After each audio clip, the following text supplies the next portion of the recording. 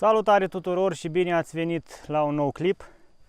Astăzi vorbim despre anvelopele AT Cooper Discoverer AT34S pe care le-am folosit o perioadă destul de îndelungată și anume din mai, cred, 2019 până în momentul de față. De fapt o să le folosesc și mai mult și vreau să fac un review, să spun așa, un review de proprietar după o perioadă mai lungă de folosire și după ce le-am pus în mai multe situații.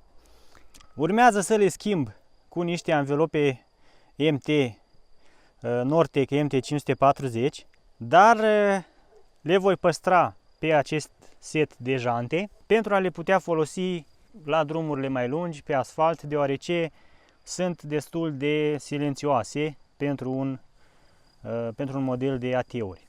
Un avantaj pe care îl au aceste anvelope este și zgomotul la rulare. Sincer să fiu, prima dată când le-am cumpărat și le-am montat, nu am observat prea mari diferențe între acestea și modelul de anvelope de iarnă pe care îl aveam la momentul respectiv, și anume Nokian VR3 SUV. Deci, dacă ar fi să le dau o notă la zgomot, aș putea spune că merită un 9, chiar și un 10, pentru că mie nu mi-a fost deloc greu să mă obișnuiesc cu zgomotul pe care ele îl produc. Mi-a mai plăcut la ele faptul că au fost foarte rezistente, nu am avut absolut nicio pană, nici în off-road, nici în afara lui.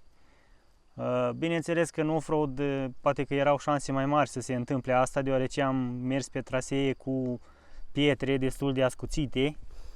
Se mai văd aici câteva tăieturi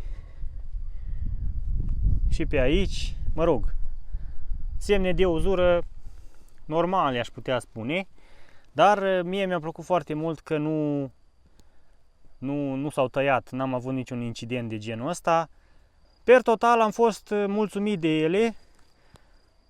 Aproape pe toate terenurile sau pe toate tipurile de teren se descurcă destul de bine, mai puțin pe noroi după un an și jumătate de utilizare sau după o utilizare mai îndelungată, și bineînțeles pe zăpadă. Chiar pe zăpadă am avut și un incident mai complicat în care am urcat destul de greu, dar asta e. Sunt confecționate dintr-un cauciuc mai tare decât anvelopele dedicate de iarnă și la urma urmei este normal ca după un an și jumătate de utilizare aderența lor să fie mai scăzută. Uitați și voi anvelopele de pe spate. Inițial am vrut să le pun pe față, însă aveau un joc destul de mare, nu știu de ce, nu-mi dau seama, probabil s-au ros când am făcut ceva ieșiri, s-au ros într-un mod, s-au ros inegal și am renunțat la a le mai folosi pe față și le-am pus înapoi pe spate la începutul acestei primăveri. Așadar o să le țin pentru a mai face câteva ieșiri pe teren uscat sau pe trasee mai ușoare și o să le folosesc în această vară ca și anvelope pentru drum.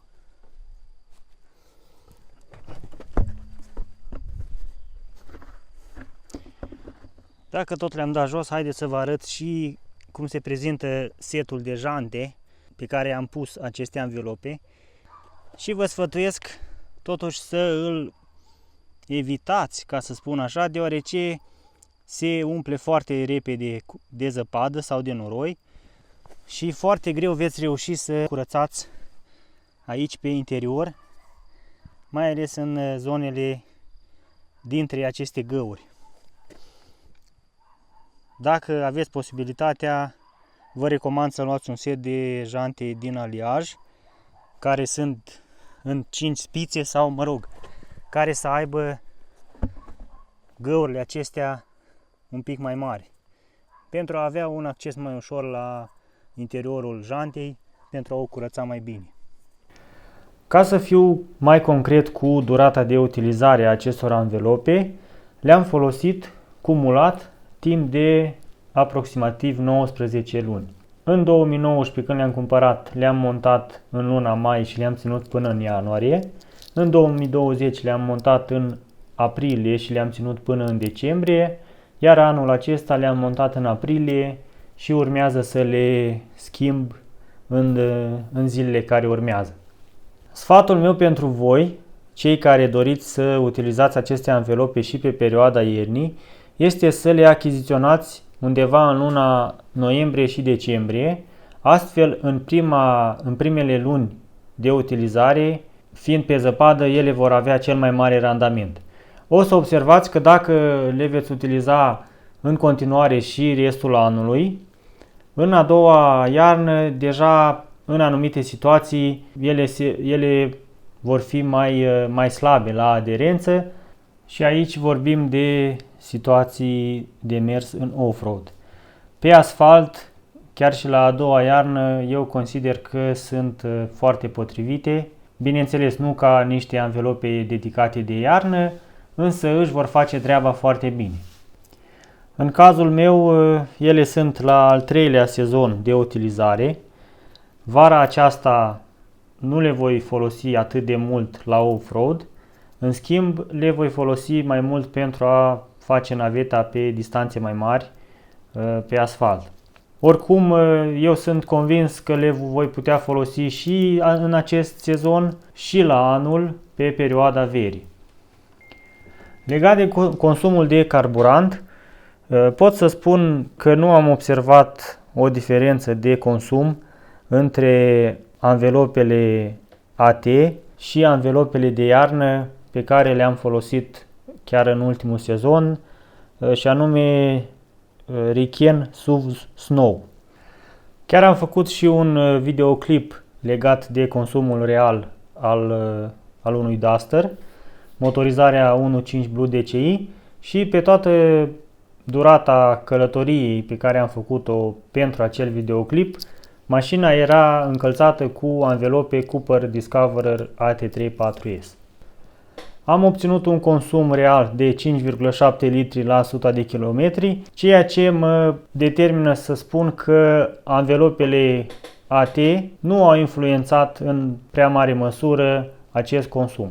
În afară de o singură situație pe zăpadă în care am fost cumva depășit de traseu în timp ce mașina era încălțată cu aceste anvelope, pot să spun că ele și-au făcut treaba foarte bine, atât pe iarbă, cât și pe grohotiș, chiar și în noroi. Iar cel mai mult m-au impresionat în situații în care am trecut peste trasee cu pietre foarte ascuțite și ele au rezistat foarte bine. Un alt sfat pe care vi-l dau este ca înainte să achiziționați acest set de anvelope și un set de jante, să vă documentați foarte bine, deoarece anvelopele în combinații cu anumite jante pot să vă dea probleme la partea interioară a aripii, și anume în momentul în care roata virează stânga sau dreapta, colțul anvelopei, ca să spunem așa, s-ar putea să atingă în plasticul acela din interior. Am observat la mai mulți colegi proprietari de Duster că acest lucru este influențat mai tare și de instalarea de distanțiere. Însă factorul principal îl reprezintă modelul de jantă pe care este anvelopa montată. Un dezavantaj al acestor anvelope îl reprezintă dimensiunea pe care o puteți comanda pentru jante de 16 inch, și anume dimensiunea 215/70 R16, care nu este înscrisă în cartea mașinii pentru modelele de Duster și teoretic, dacă le comandați și le montați, mergeți pe drum cu ele, dar cumva ilegal. Pe Duster putem monta fie anvelope cu dimensiunea 215/65 R16, fie anvelope cu dimensiunea 215/60 R17. Avantajul în a avea anvelope cu dimensiunea 70 este că balonul e mai mare și prin urmare câștigăm un pic și la garda la sol a mașinii. După cum spuneam, acest model nu prea se mai găsește momentan pentru comandă. În schimb, cei de la Cooper au scos modelul Cooper Discoverer AT3 Sport, care are un profil asemănător și aș putea spune chiar are și niște îmbunătățiri. Acestea sunt și ele all season, au un indice de viteză de 190 de km/h, indice consum clasa C, la frânare clasa E, per total cam aceleași valori pe care le-a avut și Cooper Discoverer AT3 4S. Cam acesta a fost clipul meu de astăzi. Dacă aveți alte întrebări legate de modelul Cooper Discoverer AT3 4S, nu ezitați să mi le adresați. Dacă veți căuta pe internet, s-ar putea să mai găsiți unele site-uri care comercializează aceste anvelope sau poate chiar pe OLX de la unii proprietari care le vând dintr-un motiv sau altul. Până data viitoare, vă doresc drumuri bune.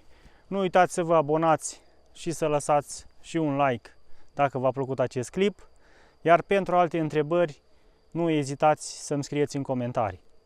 Eu vă mulțumesc pentru atenție, iar până data viitoare vă doresc drumuri bune. Pe curând!